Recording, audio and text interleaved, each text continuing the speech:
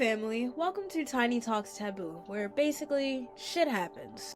Now, before I start saying anything else or explaining where I've been, I know you can possibly hear that I am a bit congested. I don't know what it is, but a lot of the times when I start to actually record an episode for you guys, I end up being sick or I'm just congested, so just bear with me. I know where I left you guys off at was when I lost my virginity and lost my family in the same sitting, which was just hectic, like what? And then considering not only did I lose my virginity and my family, I also lost my anal virginity. All in one. What? How does that? I don't know. But if you haven't heard that story and you're a newcomer, I would suggest that you go listen to that. Grab your tea and your popcorn, because that one is one hell of a story. Now, in terms of where I've been for the past few months, honestly, I've been depressed. I've been getting myself out of just that depression spiral that I usually go through around, fall season. Just coming down from summer. But here I am back, so I don't want to hear no complaints. I heard a lot of people asking me when is the next episode? I've been waiting and I'm waiting for you, and I really appreciate you guys for being patient with me. I appreciate those who have asked me when is my next episode coming out, because that just lets me know you guys just want to hear more. I really appreciate it. Thank you. So this episode is going to be about a specific depressive episode that I had back in 2020 that really changed my viewpoint on a lot of things that I was dealing with, including me being the problem. Yep, I was the problem. So I want to give a disclaimer. There might be some triggering topics in here, some triggering actions that I have done, some things that I'm going to talk about. So if you're not prepared to talk about depression or listen to somebody talking about depression or their episodes or things like self-harming, I don't recommend this episode for you, because it's going to get a little deep. But there will be future episodes, and there are previous episodes that you guys can listen to if you want to continue to tune in. In order to set this story up, I have to give you some minor details that play a major role into how all of this came to be. So for starters, I was entering my senior year. I also was a runaway teen, so I had a bit more freedom and space to just do whatever the fuck I really wanted, honestly. I was staying with someone who kind of substituted as my caretaker for the time being, but they were a lot loose compared to the caretaker that I originally grew up with, who, she had her, what I would say in today's society, strict rules, but now that I'm older, I kind of definitely see why she had her rules set the way that she had them. Getting back on topic, this was also during the time of COVID, so I would have to log onto the computer that was given to us by the school in order to do my online classes. So now that I gave you the important details to this story, here we go. So it happened in September 2020, where at the beginning of the month, I had cheated on who at the time was my boyfriend.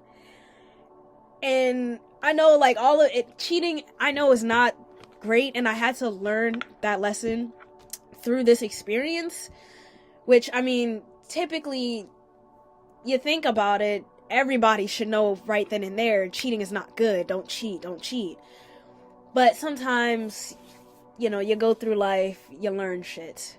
So, the reason I had cheated was, it's not a good reason, but y'all remember in the last episode, if anybody paid attention or anybody really listened, I sometimes come up with these quote-unquote great ideas, and a lot of the times they backfire on me. So, in this case, I just wanted to break up with the guy, and every time that I tried to break up with him, I started crying, and I was just I couldn't do it. I just couldn't do it. I didn't have the heart, and I didn't want to hurt him. Funny, huh? I didn't want to hurt him. So, my bright mind got to thinking, if I do something really, really bad, maybe it would be easier for me to break up with him. Now, at the time, I was being selfish and I wasn't really thinking about his emotions. I was just thinking, like, I just want to break up with the kid. I don't know how. I have to do something that'll make me break up with him. I wasn't necessarily thinking about, like, the aftermath or how he would feel. I just felt like I was being restricted. I just felt smothered. And I just needed my space. And I didn't know how to communicate that well back then. So I fucking cheated. Not the best idea at all. In fact, it was probably the worst idea that I actually came up with. Smart brain think! Smart brain think! Like, oh my goodness. So after a week, when I finally got around him, I couldn't necessarily pretend like everything was okay. And then I ended up having to text him because I had to swallow the hard fucking pill that I cheated.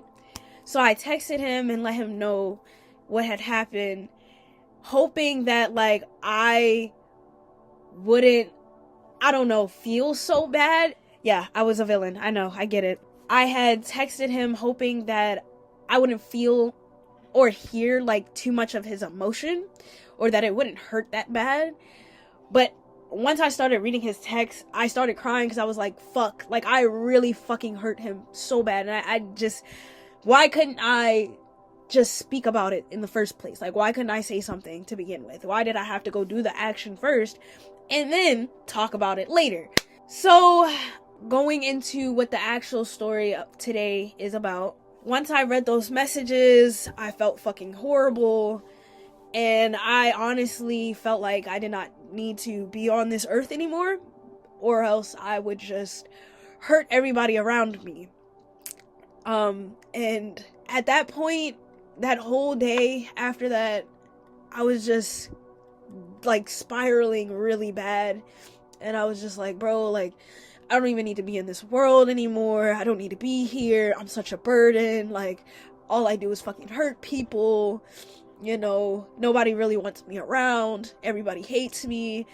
And I had also started thinking, like, I told him, but what happens when I have to go tell my mom that I did this shit? Or that I have to go tell his mom and his family that I did this shit? Like, what do I do now? So, that's when the aftermath really started to fucking hit me. And I ended up having an episode where I was shaking and I was just, like, crying. I was, like, really unresponsive. My episode was so bad that I had a thought of how I was going to end my life. And I knew that it was going to be able to happen because I had access to the materials that I needed in order to get it done. So I had made an agreement with myself. If I come outside of my room and my substitute caretaker isn't there, I was going to do and follow through what I had in my head.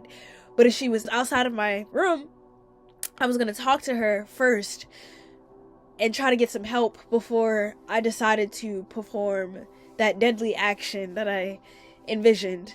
I'm guessing spirit, somebody wanted me to be here because she was outside of my room, and I went to go talk to her. And the person I was staying with at the time had to call, like, the ambulance to see, like, if they can do anything. And they tried to take my vitals, but I was shaking so bad that they couldn't read anything that was on the screen. Nothing was popping up. So they told, you know, my caretaker, if I'm in this state by the end of the night, take her to the hospital, check her in, so she can be under surveillance and everything like that. And that's, my caretaker said, okay, blah, blah, blah. We went on with the day, and I just stayed in my room for the rest of the fucking day. Because why did I do such a thing? I wasn't necessarily thinking about the aftermath until the aftermath fucking happened. Later that night, I had this one specific song on repeat. I had cut my left arm multiple times like I used to. I had stopped self-harming for a good bit of time before then, but I was just all over the place that night. And around like 2-3 o'clock in the morning, that's when I realized, like, I need to stop and I need some help. I really need help. So I woke my caretaker up and requested they take me to the hospital so I could just be in a space where I can't harm myself. And so we had drove to the nearest hospital. We waited in the waiting room for some time. Then I was taken into like a wing, a specific wing, and put into a room. And I had to wait for hours between 8 and 10 in the morning for me to get a room. My substitute caretaker and myself couldn't register me into the hospital. They weren't my legal guardian, and I was underage.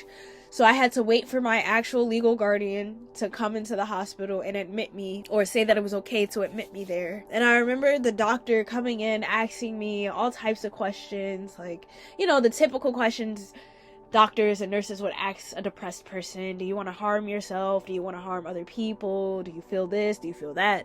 And all I could really answer was, I don't know, I don't know, I don't know.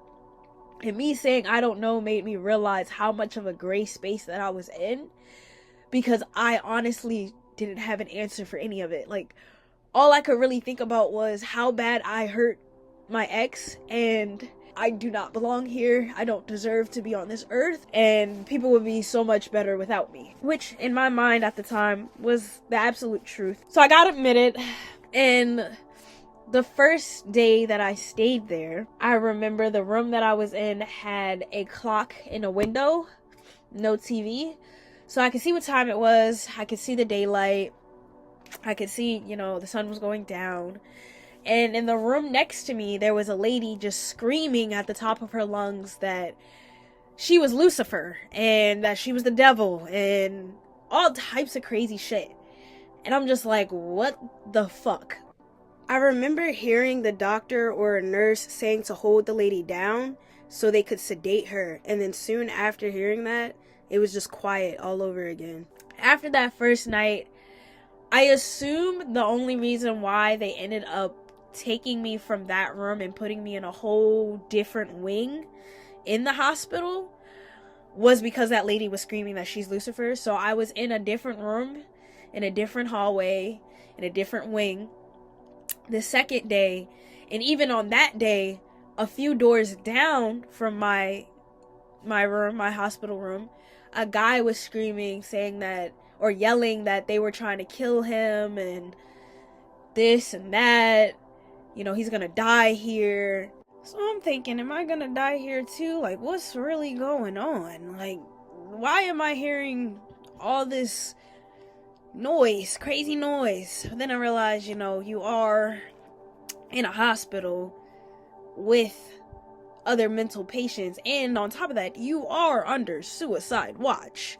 So it made sense. By the third day, I actually felt decent enough to go back to where I had came from, but they wouldn't let me out because I was still underage, and my actual legal guardian was the one who had to say that I was okay to come out of the hospital.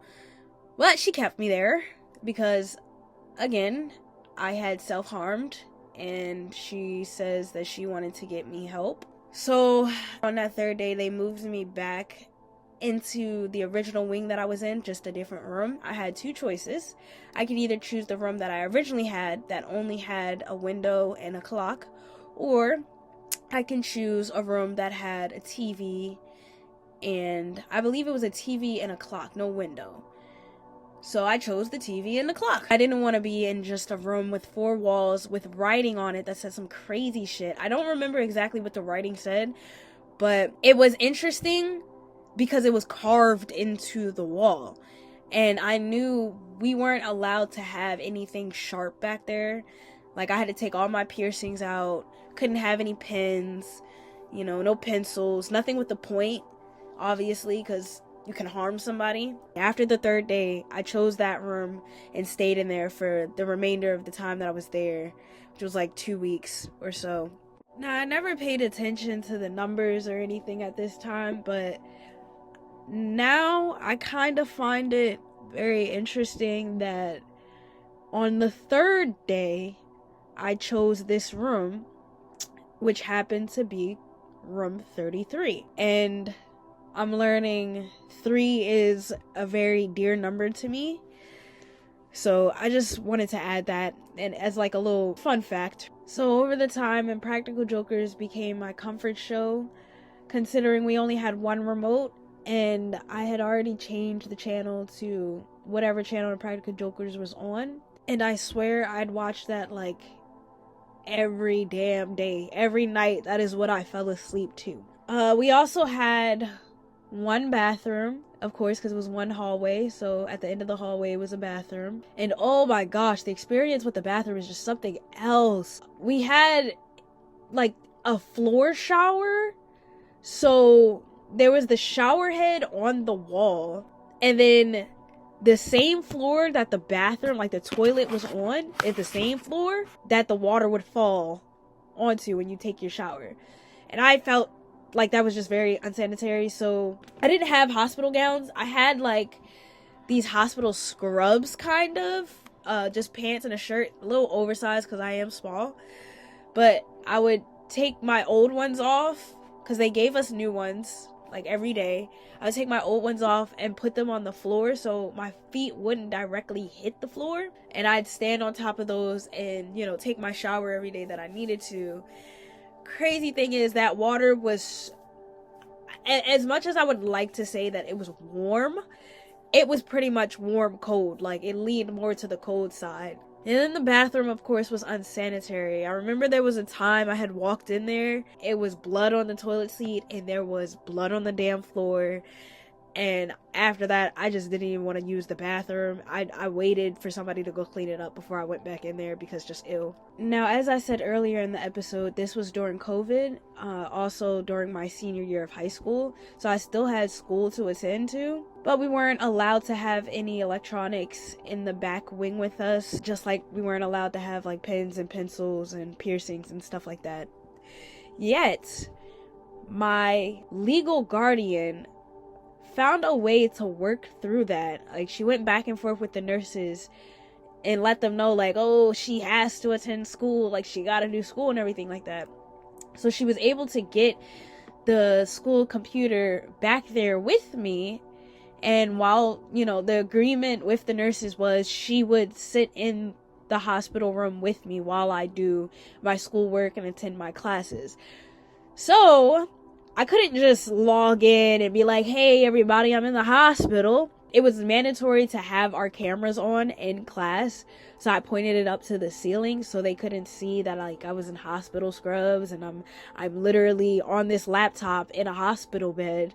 You know, couldn't say all that. So I was able to complete the schoolwork that I needed to get done for those 2 weeks while in the hospital without anybody knowing. Somewhere in between doing classes every day, my legal guardian ended up leaving a pin in my room, which my, of course, initial thought was pull the fire alarm, go into the bathroom, cut my arms, and run the shower water, and boom, I'd be out. So I was at that point, like, I really didn't want to self-harm because of, like, the hatred that I had for myself for hurting, you know, my ex like that. But it was because, like, I was also tired of being in the hospital, and I was just like, well, bruh, if I have this pin here, is there a possibility I could do this action and just get it over with, not have to be here anymore? You know, I won't be a burden to anybody, and I won't hurt anybody anymore because I'll be gone. But then my brain was like, enough with, like, the silly thinking processes, just because if you get caught doing that and they save your ass, I would be in that hospital for probably a lot longer than I was, and I just didn't want that. So I said, fuck that. I asked them for paper. Now, they didn't know that I had this pen, but I asked them for paper so I could write whatever was going through my mind, because writing is literally an outlet for me. And so I did just that. I wrote. I have a poem here that I wrote on the 14th of September back in 2020. It is called Hospitalization Room 33. Being in this hospital, it's not hell, but it's not heaven either. It's in between, almost like limbo. All I have is my mind. My mind fills only one little room, room 33 in West Pod. This room is my mind. I stay in this room hearing patients scream, cry, fuss, and fight, day in and day out. I stay in this room hearing code blues and need assistance throughout the days. I stay in this room and watch as patients, police officers, nurses, and security pass by. I stay in this room and watch the clock. I watch as the seconds tick and the minutes go by, wondering when my next meal will be. Thinking, how much longer am I here? When can I go home? With me in this room, I can only really sit and think. What I think most of is, am I really supposed to be here? Along with the patients I hear banging on the walls. Along with the patients I hear cursing down the hallways. Along with the patients yelling out they're going to die. Along with all these crazies. But I'm crazy too. Aren't we all, in our own way? Now, this was my favorite poem that I wrote while being in the hospital because it kind of just gave me a whole different perspective. I realized this was just another experience that helped build my story.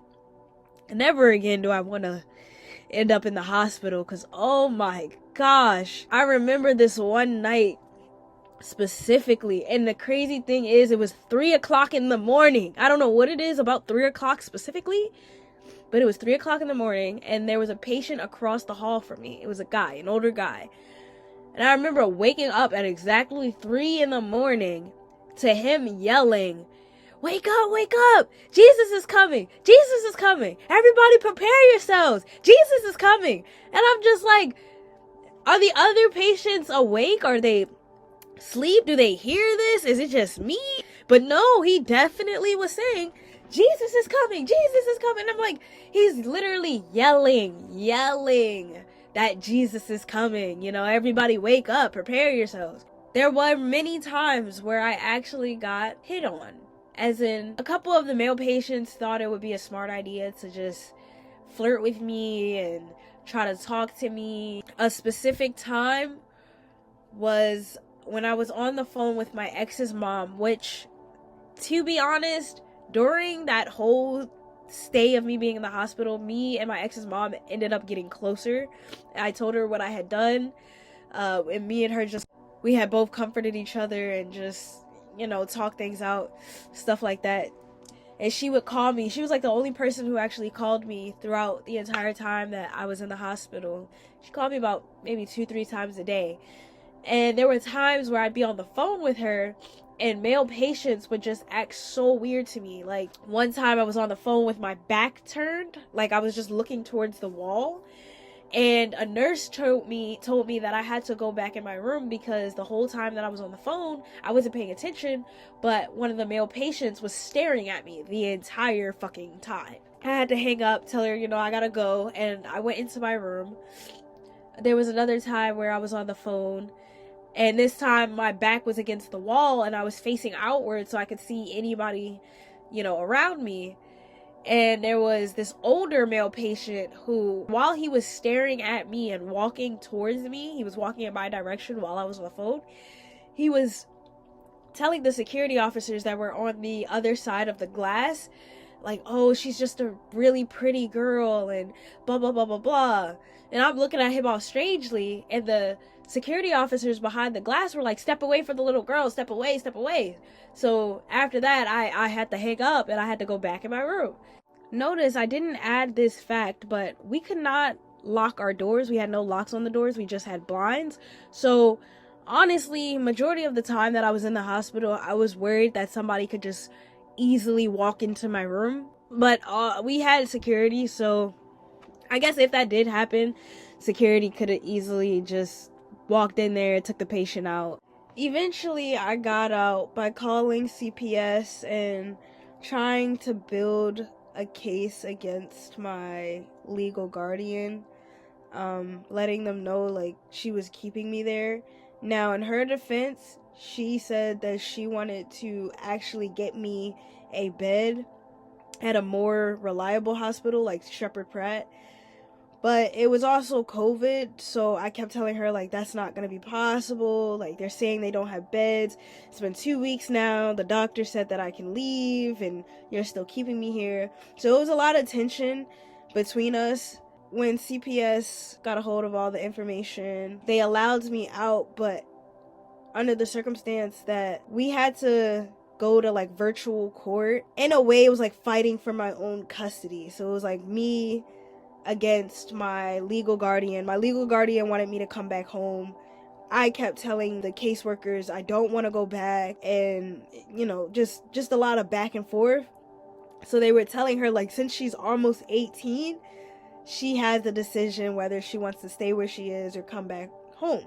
And I told them I wanted to stay where I was, mainly because, yes, I did have a lot more freedom than I had before, and I was able to just like move and do things that I wanted to do.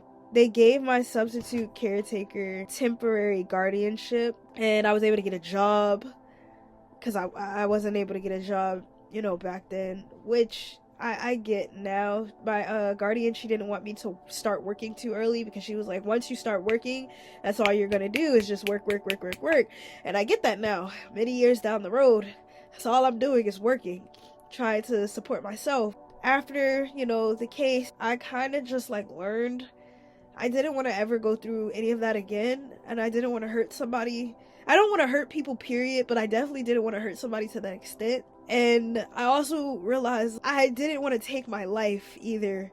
Life is just too valuable, and it's actually a blessing to even be born. And it also made me realize, like, if I took my life, yeah, me and my mom, my mother, and everybody else in my family, we have our complications. But that would have really been a burden to them if I took my life. Especially my mom. Like, just imagine you have a kid and just out of nowhere, like, your child takes their own life and you get to outlive them. Like, I realized I couldn't put her through that pain, nor could I do that to my siblings. I couldn't just take that privilege of having a big sister away from my little sister and my little brother. I couldn't do that. And then the same thing with my older sister, my older brother, or even my caretaker, who was basically like my first mother. Plus, I would not be here telling you guys this today if I did. So I mean, hey, like, at the end of the day, I lived through it. That was one hell of an experience. And since it's almost Thanksgiving, I can say I'm thankful that I'm even alive. I'm thankful that I'm here telling you guys this story. I'm thankful that I didn't take my life and take an older sister away from my younger siblings, and a younger sister away from my older siblings, or even a child from my mother. I'm thankful that I even survived. Like, goddamn, I really was ready to give up on life at the age of 17. Little did I know, life didn't even start before 17. Like, honestly, from 17 to now, I feel like I've literally lived like 4 different lives. 4 different lives.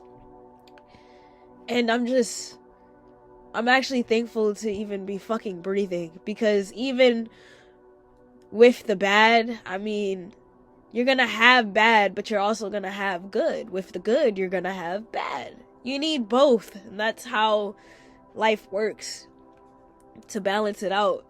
Goodness sake, if I ended it right then and there, I would not have seen today. I wouldn't have seen the growth that I've made over these years. I wouldn't have been able to see my little siblings grow up and my older siblings go into the next stage of their lives with marriage and kids.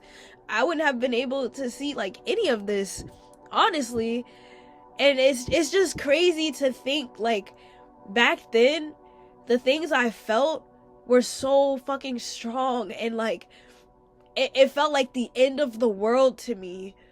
But honestly, now it just seems like another hurdle. Like, I literally got over another hurdle, and it kind of sucks to me that like a lot of people end up taking their lives without seeing what the future holds, because you never know